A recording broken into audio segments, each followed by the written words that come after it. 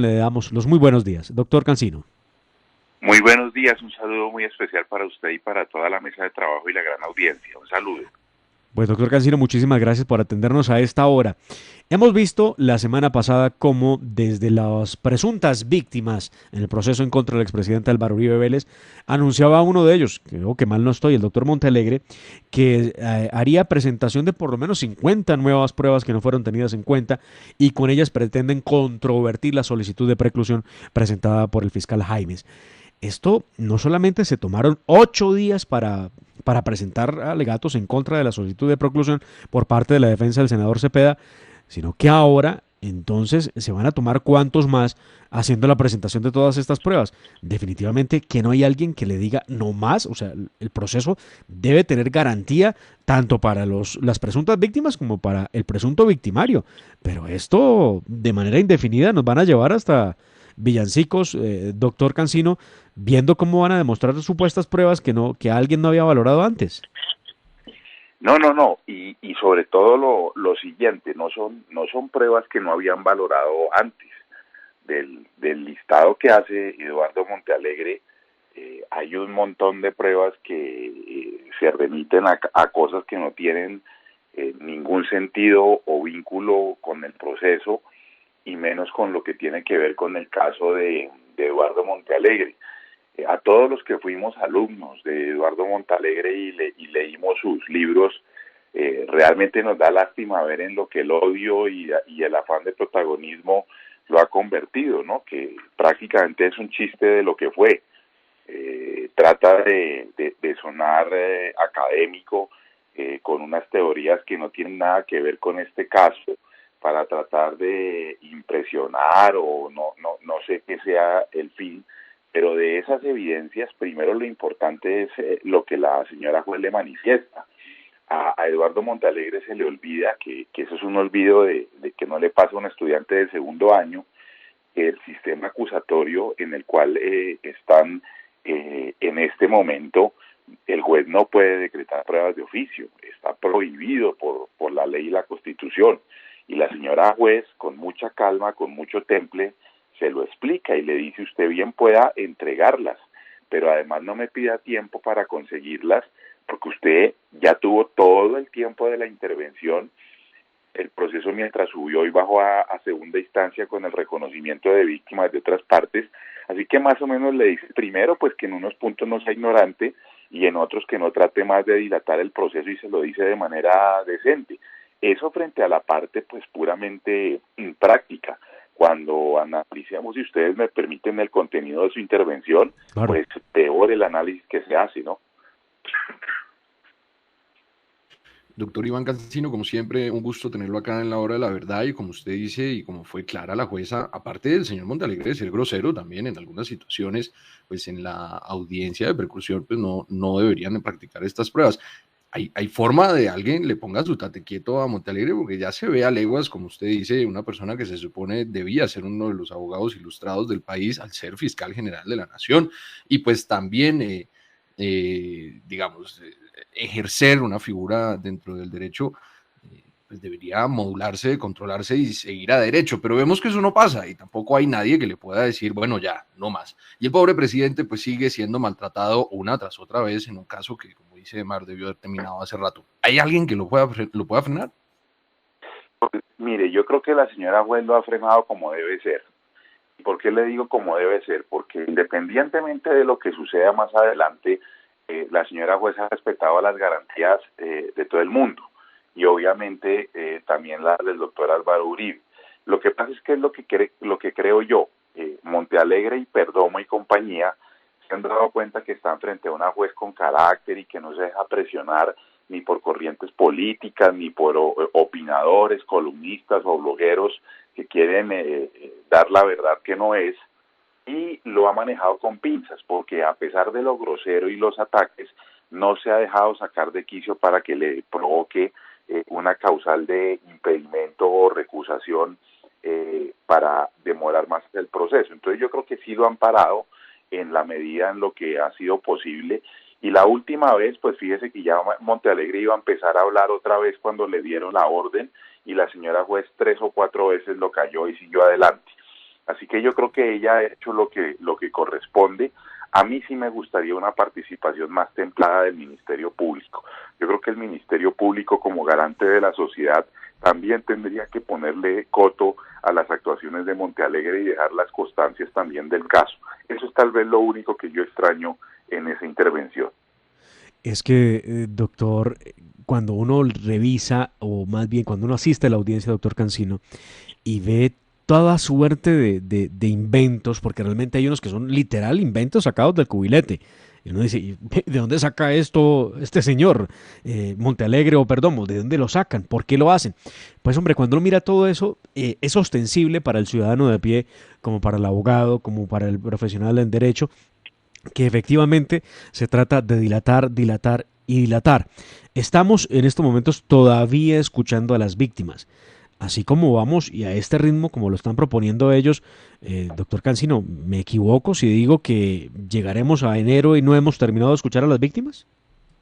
Sí, pero eso no me sorprende. Digamos, yo hace unos meses cuando me preguntaron cómo se desarrollaría la etapa de preclusión antes de la intervención siquiera del doctor Jaimes, yo les calculaba diciembre, enero. O sea, digamos que para los que tenemos alguna experiencia, eso no es raro. Eh, ya falta el doctor del Río, que también por más de que quiera hablar, pues no puede hablar más de 2 o 3 días, no le auguro más, y ya yo creo que en diciembre y principios de enero la defensa terminará, y la señora jueza pues también tendrá que tomar un tiempo para sus decisiones. Pero mire, lo del doctor Montealegre es tan grotesco que también trata de humillar no solo al presidente Uribe, sino a Diego Cadena con los contenidos de grabaciones privadas. Yo sí le puedo decir una cosa. Si muchas personas del entorno personal de Montealegre contaran cómo es él, pues yo creo que no tendría la más mínima autoridad moral para poder criticar ni la falta de caballerosidad, que no es real, ni el lenguaje de Diego Cadena. Yo creo que al doctor Montealegre se le olvidan varios aspectos y cree que el mundo judicial y las personas que hemos estado cerca no sabemos cómo es él con sus empleados, cómo ha sido en algunos aspectos de su vida personal, y él sí no en chiste como Diego Cadena, no, él sí convencido de su forma de ser, que realmente lo hace un ser humano no muy agradable. Ahora que usted Doctor habla... Cancino, Sigue, Nicolás. permítame, Mar, quería preguntarle al doctor Cancino, aprovechando que lo tenemos aquí, porque muchos colombianos pues vemos este circo en lo que se ha convertido el caso del presidente Uribe y pensamos en nuestras garantías.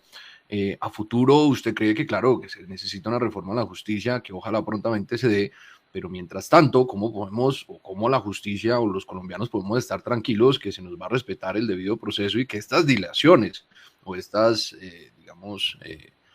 inventos de víctimas y demás creación de pruebas, pues no nos va a suceder, porque pues como le está pasando al presidente Uribe, nos puede pasar a cualquiera de nosotros, y más motivado cuando hay estos personajes como Montealegre en el juego? ¿Qué propone doctor Cancino o qué podemos hacer? No, yo sí creo que el sistema ha estado bien diseñado. El presidente de la Corte lo dijo en Paipa en un reciente encuentro este fin de semana.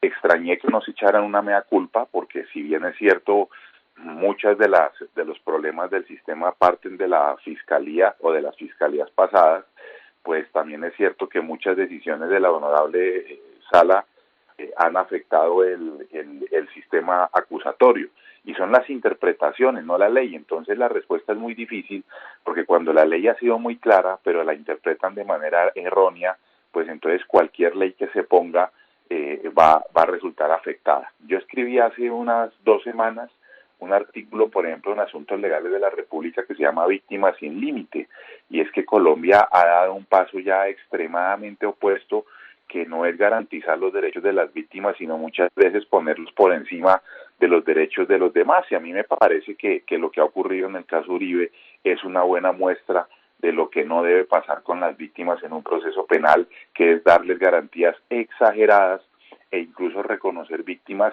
que en mi concepto no debieron ser reconocidas. Yo sigo insistiendo que Montealegre y Perdomo no son víctimas de este proceso, y que por lo tanto no debieron darle ningún adelanto, y lo mismo de Yanira, menos, y ahora esta señora que apareció, la abogada de Pardo Hache, como que también la van a dejar intervenir, y eso pues sí me parece que tiene que haber decisiones de fondo y mucho más claras para que la víctima tenga todos sus derechos, pero que no avasallen los derechos de las demás partes intervinientes. Pero como le digo, la norma es muy clara, aquí han sido muchas de las interpretaciones las que han dañado al sistema, así que realmente creería que habría que mirar es cómo hacer las leyes más claras, mucho más contundentes, de manera que la interpretación pues solamente sea requerida en algunos casos, que seguramente será muy importante, porque yo creo que la interpretación de la ley es la que la hace crecer, pero no interpretar cuando la ley es absolutamente clara.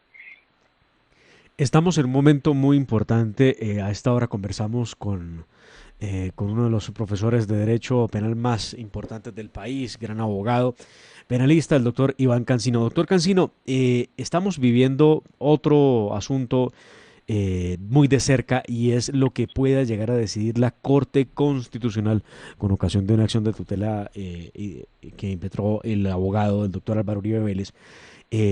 Porque hay que definir este asunto de la transición entre la ley 600 de 2000 y la ley 906 de 2004, respecto de si en qué estado se encuentra del proceso la situación del expresidente Álvaro Uribe Vélez.